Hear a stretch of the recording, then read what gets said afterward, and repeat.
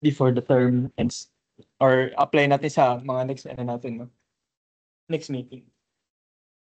Okay, ayan. So, ang topic natin for today is the vertical distribution of forces. Okay, so recall lang natin, medyo napasadaan natin to sa online meeting natin. Okay, pero ngayon, ayun, so balikan lang natin. May ibang presentation lang ito. Probably ito yung magiging version na i-upload sa kabilang sections, no? Do sa mga tropa yung naligaw sa ibang section. Okay, so ito yung mangyayari.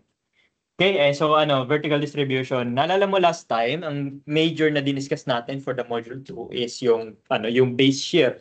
Sabi natin paano mo calculate yung base shear, meron kang formula. Okay, so pwede kang mag-simplified static, di ba? Pwede kang mag-static, tapos yung dynamic, sabi natin hindi mo kayang gawin. Okay, kasi yung dynamic kailangan mo ng calculation ng mga mode shapes, mga ganyan, which is more complicated sa kung ano yung discuss natin dito, and pangalawa hindi siya kasama doon sa coverage ng earthquake engineering na binigay ni Chet. Okay, kasi ang nagde-decide kasi ng coverage ng i-discuss for the courses is si Chet, and currently wala si dynamic analysis doon sa earthquake engineering. Okay, and then ang dynamic analysis usually ginagawa natin yan sa field, sa actual, sa trabaho. Okay? Pero hindi mo siya matututunan sa college. Kung matutunan mo man siya sa trabaho na 'yon. Okay? O kaya kapag nag-MS ka, doon din i-discuss mano-mano kung paano ka na-calculate yung mga mode shapes, 'di ba? Yung modal participation ratio na ginagamit para malaman kung gaano kalaki yung mga forces na mapupunta doon sa specific mode na 'yon. Tapos yun nga, basically yun yung ginagawa ng machine, no? Yun yung ginagawa ng software mo kapag nag-a-analyze siya ng mga seismic forces. No? So yun yung method na ginagawa niya. Okay, so yun ang tawag din ay dynamic analysis, no. Ayan, so sa atin, dun lang tayo sa static tsaka sa simplified static. Okay, so na-discuss natin na magkaiba ng method, syempre may limitations, pero siguro pinaka-advanced na pwede mo na magawa manually is yung static, no. Sa static, may formula tayo, sabi yun, CV over RT, di ba? Tapos may minimum lang, di ba? Tapos meron siyang maximum. Tapos kung nasa seismic zone 4 siya, meron pa siyang isang maximum. Meron pa siya isang minimum. So basically, lang minimum. Merong NV. So kung hindi mo pa naalala, so siguro ang suggestion ko dito is that i-summarize mo siya. Madali lang siya, 4 na formula lang. Okay? Tapos may mga formula lang na additional, halimbawa yung pag-compute ng period, di ba? Yung CT times Asian raised to 3/4, mga ganun-ganun lang. Tapos uluhin mo lang yung mga factors. Okay, na pa yung mahalaga doon, yung mga NA, NB, which is manggagaling sa tables, di ba? Which is manggagaling sa mga criteria na binigay sa'yo, di ba? So, depende sa seismic source type, depende sa soil profile type, mga ganyan. So, madidecide mo doon. Okay, ang pinaka-suggestion lang dito is that, di ba, may isang sample problem. I-try mo sagutan on your own, di ba? Sundan mo yung pattern, tapos intindihin mo yung process, tapos yun na yun. Okay, ano siguro yung isa sa mga major na magiging issue mo? I think na-encounter mo na last time, doon sa interpolation, naalala mo. Okay? Ang nangyari, nandun siya sa between 5 to 7 yata, 5 to 10 yata yung sample problem, pero yung ginamit natin is nasa dapat between 2 to 5. So, nung nag-direct sub ka lang, mali lumabas, di ba? Okay, ang idea kasi doon is dapat yung gagamitin mo numbers for interpolation is dapat yung upper and lower bounds nung kung anong distance yung nagamit mo. Okay? Bukod doon, wala na eh. Recta sub na yun, no? Okay, so yun lang. Yun lang ipapractice mo doon. Tapos may makukuha ka ng base shear. Ngayon yung base shear na yun yung total shearing force na mag-a-apply sa building mo. Okay, ang tanong niyan is paano mo ngayon i-distribute yung shearing force na yun doon sa every floor. Kasi dapat, makakuha ka ng seismic forces na i-resist ng column mo, di ba, ng mga girders mo. Doon mo makakuha yung mga moment naalala mo, doon nagpakita tayo ng model. Yung sabi natin, yung mga girders, may moment sa ends, di ba, yung pa-triangle na moments, mga ganyan. Okay? So yung mga moment-moment na yun, makikita natin yun sa next meeting doon sa cantilever tsaka portal method. Gagawin natin manually yung calculation kung paano natin didistribute yung mga forces doon sa frame system natin. Okay? Dito, gagawin natin, i-recap natin yung distribution doon sa mga story forces. Okay? Kasi ang mangyayari dyan, so silipin lang natin yung lecture 11, next meeting natin. Okay, ang mangyayari dyan, di ba, meron kang frame. Okay, meron kang, I think sabi natin, kita mo, di ba, nakita mo yun sa natin, di ba, discussion natin last time, yung triangle na moment diagram. Okay, so ang itsura niyan, so makita mo dito, ito, kunyari, basic lang na two-story. So, meron kang ground, meron kang second floor. Okay, so meron kang force dito, tapos magkakaroon siya yung magkakos ng lateral movement. No, meron yung mga force na makikreate, tapos yun yung kakalculate natin. Okay? Ngayon, ang tanong, ano tong P? Okay? Yung P na yan yung pinakalculate natin dito. Yun yung pag-uusapan natin ngayong araw. Okay? Paano mo i-distribute yung base shear doon sa mga story natin? Okay? Halimbawa, ito yung itsura, no? Ito yung figure natin. Okay? So, meron tayong building na merong 1, 2, 3, 4, 5, 6, 7, 8, 9, 10 stories siya. Okay? Paano mo i-distribute? Okay, sabi natin, di-distribute natin siya based doon sa component, di ba? Di ba meron ka, meron ka ditong mga forces, tapos may mga moment na may create, naalala nyo? Okay, parang basically kung nung inanalyze natin siya, 'di ba, ano lang siya, yung moment na may create ng story na yon, 'di ba, over the total moment yung do sa overturning moment sa base. Okay, so i-distribute natin siya doon. Okay, kung makikita mo, syempre mas malayo, 'di ba? Mas malayo sa base, mas malaki yung moment na may create. So ang makikita mo dito, yung forces, 'di ba? Generally ang behavior is that, 'di ba? Habang lumalayo, tumataas yung story force. Sa mga sa mga higher floors, mas mataas yung mga story forces. Ngayon, ano yung shear? Okay? Ito yung mga story shears naman. So, dito sa taas, syempre, wala masyadong shear, di ba? Tapos, doon sa one floor below, di ba? Yung story force na yan, yun yung magkikreate ng shear dito sa level na to.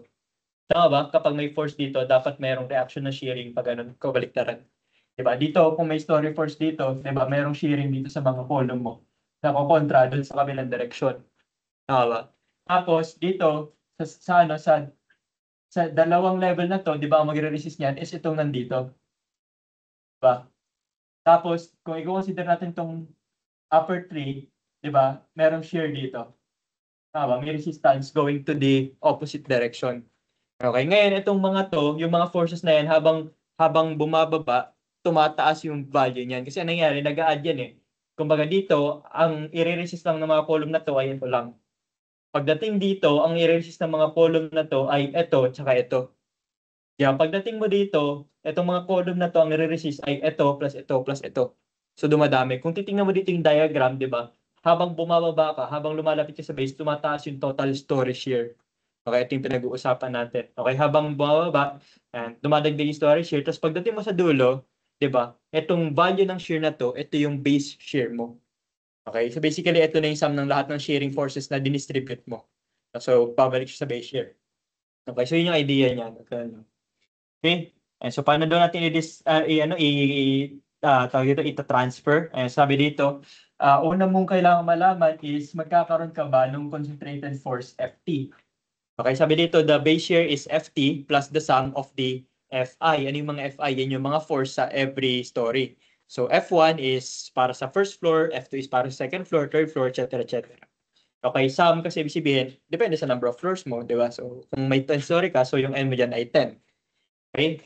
And sabi dito, magkakaroon ka daw ng concentrated force sa top. Sabi in addition to Fn, sabi determined from this equation, 7% ng TV. Ano yung T? Yun yung period na structure mo. Yung V, yun yung base shear mo na nakalculate mo dun sa last topic natin. Okay, clear tayo dito? Ayan muna, no? So, di-distribute natin siya. Okay, ngayon, kailangan mo nung point load. Ang tanong, tuwing kailan natin kino-consider yung point load na yun? Sabi dito, sabi, FT, sabi, need not exceed 0.25V. Ano ibig sabihin nun? Meron siyang upper limit. Pag kinalculate mo siya, hindi kailangan na sobrang taas ng value niya. Okay, kapag lumagpas siya sa 25% ng base shear mo, yung 25% ng base shear mo, yung gagamitin mo. Okay, kunyari, sobrang taas na niya, di ba? Sobrang taas na niya. Di ba? Tapos, pag kinalculate mo yung value ng FT, lumagpas siya ng 25%, basically, yun yung magiging, yun yung gagamitin mo, 25%. Okay, ang gagawin natin this 25% na yun is ilalagay natin yun as separate concentrated load doon sa taas. Okay, ang tanong, kailan mo siya gagamitin? Sabi, considered as 0 kung T is 0.7 or less. Kung mababa yung period mo. Kung mataas yung period mo, kailangan mo siyang i-consider. Kung mababa, hindi mo i-consider. Simple lang. Okay? 0.7 or less, so less than or equal 0.7, neglect, greater than 0.7, consider. Okay? Habang tumataas yung structure mo, tumataas yung period, ano ibig sabihin? Generally, kapag tumataas yung structure, mas malamang na magkakaroon ka ng FT. Okay? The remaining portion of the base shear shall be distributed over the height of the structure, including level N, according to the following equation. Kaya ang mayroon ito, kung makita mo dito, di ba? I-distribute mo is yung base shear minus yung FT kasi nga ihiwalay mo siya. Parang sabi, di ba ito yung total mga shearing forces. ang gagawin natin, ihiwalay natin dito yung FT, i-extract natin, tapos ilalagay natin siya as concentrated load dito. Ngayon, yung matira, yung base shear V minus FT, yung difference silang dalawa, yun lang yung i-distribute natin. Okay, kaya kapag ka kinalculate natin yun, so dito sa baba, makikita mo dyan, so may minus dyan. Okay? Dito, hindi pala. Naka-zero doon eh. Pero doon sa full problem natin, alam mo, minus natin. Okay, so siguro, mamaya pakita natin yung sample problem natin previously. No? Okay, ito, sabi method A, sabi the value of T shall be determined from one of the following methods. So dito, ito na lang pag-usapan natin. Okay, kapag meron kang iba't ibang method na pwedeng gamitin, choice mo yun. Okay, choice mo kung anong gagamitin. Okay, since merong method A, method B, so pwede kang pumili kahit ano sa dalawa. And mas common na ginagamit natin is yung method A, which is yung simplified. Okay, paano mo kakalculate doon yung period? Sabi, CT times HN raised to 3/4. Okay, so CT is depende sa material, HN is the total height of the structure. Nagawa mo na ito dati, di ba? Kasi nag-calculate na ng base shear. Okay, and so ito yung sample problem natin last time. So nakuha natin yung base shear, di ba? Natapos na tayo dyan. Okay, so dito naman, gagawin natin ay i-distribute natin. No? Sabi dito, ano daw yung period? Sabi, kapag tinry mong gamitin to 0.557. So mas mababa siya sa 0.7. Ano ibig sabihin ng mababa sa 0.7? Sabi ng code, wala nung FT. Okay? Kung walang FT, so mangyari, ano lang, normal na distribution lang. Yung total na base shear, i-distribute natin, depende sa parte niya. No? Depende sa magiging parte niya do sa moment na overturning. Okay, paano natin kakalculate yun? Sabi natin, halimbawa, ito yung, yung weight ng structure sa every floor. Okay? Okay lang ba na ang ginagawa natin is sinasummarize na natin? Nandito to eh. Okay? Nandito naman yan. Okay? Pwede nating imano-mano kung gusto mo, or pwede ring i-run through na lang natin yung idea, tapos pagdating mo sa bahay, try mong sagutan on your own. Kasi ganun din naman yan, di ba? O kayo, ano bang prefer nyo? Gusto nyo ba, kunyari hindi natin ito tapos isolve natin ng bukod? Mas prefer nyo ba yung ganun? O, wala kayong pake. Ayun, bahala ka. Sige, try na nga lang natin. No? Mahaba naman ang oras natin. May 15 minutes pa naman tayo. Sige, ganito, no? Kung gusto niyo ng ganong discussion, di ba? Kung kasama ka sa mga nagreklamo dito na hindi ako nagsusulat, no? Makitulong ka, no? Para maganda yung discussion natin. Okay, kasi maayos sana kung kung nakapag-discuss. Tapos mayroong iba nagrereklamo din, no? Sabi, sana mas kita doon sa recorded video daw yung sinusulat ko sa board. Ang sa akin naman, siguro kung pumasok ka, nakita mo sana yung sinusulat ko sa board. Di ba? Nag-online ka di ba? So, yun yung disadvantage, di ba? So, ngayon, meron kang reason kung bakit kailangan mo pumasok. Kasi kahit anong gawin natin, hindi mo makikita, di ba? Hindi ko nakasalanan yun, di ba? Parang wala na sa control ko yun, di ba? Pumasok ka na lang para alam mo yung pinagsusulat ko sa boards, di ba? Kasi wala na akong control dun kung hindi siya magawa ng ng laptop or hindi, di ba? Tapos yun pa, di ba? Kung magsusulat ako sa board, kung hindi ko ilalagay doon sa PowerPoint yung solution, ano makikita mo sa recorded video? Di wala din, di ba? Nakuha niyo yung point ko kung bakit ganun yung ginagawa natin. Okay. Tapos kung ilalagay ko naman dito, di ba? Tapos isusulat ko din, parang niloko ko lang yung sarili ko kasi nakikita mo na dito yun eh. Pero kunyari, hindi mo nakikita. Reklamo ka eh. Joke lang. Okay.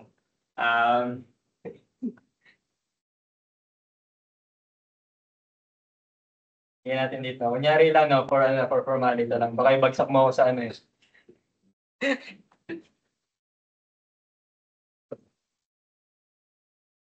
Okay, so ang height daw natin dito ay 3, 3, 3, 3, 3. Okay, so hanggang column height yan. So, yung sabihin, ito, second to ground 3, di ba? Et cetera, tapos roofing. Okay, so total height is sum lang 3, 6, 9, 12, 15. Kung ang story is 4,700 bawat isa, or 7 bawat isa, 4, 7 bawat isa. Tapos syempre yung ground, meron din yan. Pero hindi natin siya nilalagay sa calculation kasi hindi naman siya kasama doon sa part na nagsishake, nasa ground siya eh. Diba? So, eto, whether may ilagay akong 10 million dyan of 10,000 o kahit ano, hindi siya kasama sa calculation. Tama ba? May weight din yun. Pero hindi siya kasama doon sa seismic weight kasi hindi siya kasama doon sa nag-shake na weight. Okay? Siyempre may weight yun. May, ano, may slab doon, di ba? May slab on ground. So, may weight doon, pero hindi siya kasama. Okay, so pagka-calculate natin, sabi, paano to? So, HW, di ba? Paano mo gagawin yung HW? Sabi, ito yung H, ito yung W, di ba? Marunong kang mag-times, di ba? O, yun, gagawin mo dito. Tapayos mo lang din to. Di ba? So, kaya mo pindutin yan. So, 3 times 4, 7, makukuha mo yung 14,100. Okay? 6 times 4, 7, makukuha mo yung 28,200. Tama ba? Times 2 lang. Tapos, ito, times ito, magiging 42,000. Ano yan? 42,300. Okay. Tapos, 56, 400. Tapos, plus 14 to 70,000. 70,500. Tama? So, yan yung H, X, W, X. Ano ibig sabihin ng X kasi depende sa ano depende sa story. So, yung X dyan, halimbawa ito, H5, W5. Ibig sabihin nun. Kaya lang. Tapos, paano mo daw kukunin yung fraction? Okay, yan, may nakalagay dyan, no? So, basically, yan ang gagawin mo dyan. Kunin mo yung total nito. Ito, plus ito, plus ito, plus ito, plus ito. Anong value yan? Ha? 1? 115? 2115 0. Okay. So, ang gagawin mo ngayon, kunin mo yung parte nito dito. Okay. So, paano mo siya gagawin? I-try lang natin, no? So, 14,100 yung parte niya over the total na 211500. Ito yung part niya doon sa total base year. Ano yung total base year? Ano yung total base year? Na-compute natin kanina, yung 500 plus. 5,000 plus. Ang value nun. Halagay 5,450. Try mo nga 5,245.2. Tama ba yung nakalagay doon? Kaya try mo nga. Tapos tingnan natin kung yung nakalagay dito ay equal dito sa nakasulat diyan. Pag hindi, edi mali ako. Pero hindi. Tama yan. Naniniwala ako. Paano? Parehas? Okay, ganun lang. Halimbawa, gusto mong ano nakalagay dyan? Tama ba na yun napalabas? 349? 349.68. Kung gusto mong kunin halimbawa yung parte naman ng third floor, ang gawin mo, palitan mo lang to. Ano yung moment na makikreate ng third floor do sa base? Sabi mo, 28,200. Simplify mo to, yun yung makukuha mo dito. Ay, joke lang, nasan ako? Mali pa yung tinagdag ako. 349.68. Okay? Ayun, kapag sinimplify mo, ito yung makukuha mo dun. Tama ba? Tama ba? Madali lang. Kaya lang, sobrang simple niya lang, no? So, kung nadalian ka doon, tapos sa base year, kaya mo namang gawin. Perfect mo na yun, di ba? So, kaya mo na yung module 2. Okay lang? Mahirap ba siya? Ha? 690. So, dito. Tama. Ang ginawa niya dito kasi ano to may round off. Ang ginawa niya, nag-intermediate solution siya dito. Pwede mo kasi i-diretso yun kahit wala ito. Okay, doon sa solution na pinakita ko sa inyo last time ko nalala niya, diretso. Ito, tapos ito na. Dito kasi ang ginawa niya, nag-fraction siya.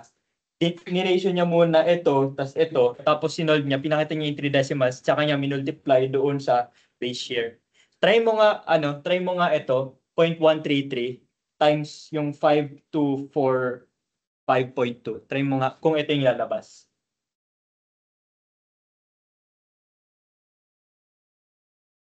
Ito yung lumabas. 697. Oh, mali pa rin talaga siya. So, hindi na ako yun. Anyway, pero tama ba? Yun na yung process. Okay, so basically, hindi siya complicated. Okay, so hindi ko alam kung anong ginawa niya dito, kung bakit ganito yung numbers. Okay, pero nasa malapit naman, probably rounding off lang issue. Ha? Sakto? Baka mali kayo yung pindot. Try nyo na lang. Try nyo na lang sakto. Okay, ngayon, ito yung lumabas. Try mo damihan yung 3. Gawin mong 0.3333. 0.133333333. Magbabago yung number niya. Okay, magiging parehas yan doon sa na-compute natin dito. Ha? Ayo, ito yung sakto. Sakto na pala. Ano yung reklamo? Sakto. Pag ganun ginawa, tama na, sakto. Okay. So, tama lang. Hindi siya, pag 0.133, may difference. Okay? Kasi yun nga, ang nangyari, kapag yun ang 133, makukuha mo ay, oo, 0.133 times 5 for 5.2. Okay, yun yung 697 kapag tatlo. Pero try mo damihan yung 3. Kapag tuloy-tuloy mo, sasakto uli yan. Okay? Again, yung difference is dahil sa rounding off. Pinakita niya kasi dito, 3 decimals lang. So, yun lang yung reason doon. Pero tama yung process. Okay? So ganun lang. Ulit dito, so magdadagdag yan. Same process lang. Mag-iiba lang talaga yung substitute. Ito, papalitan mo lang yung substitute. Okay, ganun lang siya kadali. Sobrang simple lang. Okay? Ganun lang yung distribution ng forces. Okay, tapos dito makikita natin yung total storage share. So halimbawa, paano mo kukunin yung storage share para sa 5th floor? So basically, yung force sa roof. Okay? Paano makuha yung share doon sa 2nd floor, sa 4th floor? Yung roof, tsaka yung sa 5th floor. Pag pinag-add mo to, okay, 17 plus 13, makuha mo yung 3147. Okay, habang bumababa ka, sabi natin nag-add yung mga storage share, di ba? Kasi yung mangyayari niyan, yung column at level 3, ang i-resist niyan is yung mga forces galing sa 4th floor, sa 5th floor, tsaka doon sa roof. Kaya habang bumababa, nakita mo tumataas yung value. Yung gusto niya ipakita dito sa graph na to. No? Ganyan. Simple lang siya. Okay? So, yun na yun, no? So, the end na, no? And ayos lang ba yung lecture natin? Ayos lang. Okay, so simple lang siya. Okay. Siguro ganun na lang, no? Medyo mahaba naman yung time natin dito. So, para medyo matino yung discussion natin, no? So, magsusulat tayo sa board, papakita natin para at least makita mo paano ginagawa. Okay, pero yun nga, ang inihiling ko is participation kasi sobrang boring kasi talaga kapag pag wala kang kausap. Tapos, ang dami, tapos walang gumagawa. Di ba? Parang aksaya sa oras, no? So para medyo maayos yung discussion natin, gusto ko sana ganito, no? Yung merong participation, okay? Try mo para yung purpose, di ba? Makita mo kung may mali or may encounter kang issue kapag sa pagpindot or etc. Katulad yan, di ba? Nakita natin yung issue sa decimal, di ba? Nasabi natin, pwede mo i-exact, pwede mo damihan yung decimal, etc. Ayan lang. Sige. Nga, next meeting gagawin natin ay ano naman, ito naman. Okay, so ito, ano bang usapan natin last time? Quiz na tayo sa Monday? Wednesday discussion. Ay, oo, tama. Ay, oo, tama. Sige, ganun na lang pala. Ganun na lang. Ito, kasama to sa quiz. Ha? Tapos sabi ko nga, ililipat natin ito din. Ilipat natin sa module 2. Kasi sa module 3, magdadami yung topic. Ang mangyayari sa module 3, ito plus yung dalawang topic nun. Adi ang mangyayari at least sa module 2, ang topic mo, base share, tsaka ito. Madali lang to. Mahirap. Di ilalagay mo pa doon sa mga mahirap sa module 3, di lalo kang mahirap. O nahirap. Base natin sa Wednesday. Ha? Hindi, Monday na din. Ito lang topic mo, ito lang tsaka yung base share. Yun lang, dalawang topic lang. Hindi mo na ito. Hindi na. Pagkatapos na exam. Okay, tutuloy natin yung discussion next Monday na. After na exam. Ganyan yung schedule natin na. Okay, Monday quiz. Ang quiz topic natin ay base share lang. Base share tsaka ito. Okay? Base share tsaka yung distribution ng base share. Okay, Monday quiz. Discussion. Sa Wednesday, discussion ng quiz. Tapos Friday, mag-exam ka. Ito lang yung topic. Ito, tsaka yung base share. Tapos noon, next Monday, magko-cover tayo ng itong dalawang topic. Siguro gawin natin Monday portal method, Wednesday cantilever method. Tapos yung Friday, pwedeng tingnan natin kung kailangan pa pumasok or hindi, depende. Okay. Tapos pwedeng susunod na week noon, pwede na tayong mag-quiz and exam ulit. Okay, Monday, Friday uli assessment. So, pwedeng ganun yung gagawin natin. Anong week na ngayon? 7, next week 8, 9, 10th week, tapos na tayo ng module 3. So, ang mangyayari, yung ibang time doon, kung gusto mong, kasi nga mangyayari, bakante na tayo. Okay? And kailangan ko pa rin pumasok. So, ang gawin na lang natin, halimbawa, meron kang mga courses na halimbawa, nahihirapan ka, pwedeng gawin natin yung extra 3 weeks natin doon natin i-allot. Discuss tayo ng ibang bagay, no? Tapos pwede rin na mangyari kung makita natin na medyo maraming alanganin, mag-aalat ako ng isang week na magiging ano natin, parang mga tawag dito, intervention week. So magkakaroon tayo ng ano ng at least isang remedial exam. Kakaroon tayo ng ganun. Okay? Isa. Tapos tingin ko naman di mo na kailangan kasi hindi naman siya sobrang hirap eh. Tama ba? Okay. Halimbawa bagsakan ng prelim. Yung module 2 tsaka module 3, madali mo nang may pasa yun. Ito lang yung module 2. Madali lang. Okay. Alright. Pero hindi siya syempre kung hindi mo mag-aaral, pwede ka pa rin bumagsak. Okay? So, hindi porke sinabi nating madali, hindi porke sinabi madali, hindi ka na mag-aaral. Okay? So, syempre magkaiba. Okay? Kahit gano'ng kadali yan, kung papasok ka na wala kang inaaral, hindi ka papasa. Okay? Siguro anong emphasize lang natin doon, suluhin niyo yung mga numbers. Diba? Yung CT, yung 0.08 something, 0.07 something, yung mga lahat, yung mga numbers, mga nakalagay doon. Okay? Yun na yung yun na lang yung pinaka-kailangan mong gawin. Ang sinasabi ko lang, okay, sanayin niyo yung sarili niyo na, na nagpe-prepare kayo sa worst case scenario. Malay mo, edi ibigay ko. Kung ibigay ko, edi swerte mo. Pag hindi, okay lang din kasi nag-prepare ka. Diba? Okay nyo? Kasi unpredictable yan eh. Diba? Pagdating sa exam, sigurado ka bang ibibigay nila yun? Kunyari, lumabas yung ganito na sa board exam, sigurado ka ba ibibigay nila yung mga given? Diba? May mga cases ngang hindi. Tapos pag hindi lumabas, anong gagawin mo? Rereklamo ka? Walang makikinig sa'yo dun, no? Okay, so yun lang, no? Ayan, so again, yung schedule natin. I-announce ko naman sa Blackboard to, no? Pero in case na malimutan ko, remind nyo na lang ako. Okay, basta quiz next week, Monday, exam Friday. Okay, yung Wednesday for consultation. Okay? So madali lang siya, basta i-practice, no? Madali lang siya, promise. Okay, procedural lang. Okay. Thank you, bye-bye. Sir, ano po yung mga kasama